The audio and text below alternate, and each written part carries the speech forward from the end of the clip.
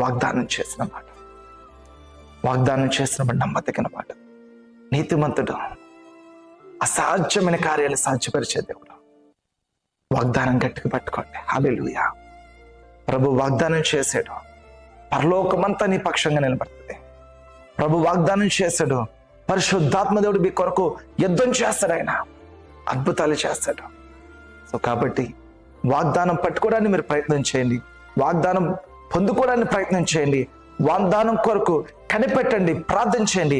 Once వాగ్దానం వచ్చిందంటే చాలు, ఆ వాగ్దానాన్ని పట్టుకొని విశ్వాసంతో పలకండి. ప్రభా, ఇదిగో నా వివాహ విషయంలో ఈ వాగ్దానం చేసావు కదా, వ్యాపార విషయంలో ఈ వాగ్దానం చేసావు కదా. వాగ్దానం చేసిన మాట నమ్మదగిన మాట. నీతిమంతుడు, ఆయన ఎన్నడూ చేయి విడిచిపెట్టాడు, ఎన్నడూ మనల్ని విడవడు, ఎడబాయడు. సో కాబట్టి వాగ్దానం ఉందా? గట్టిగా పట్టుకో.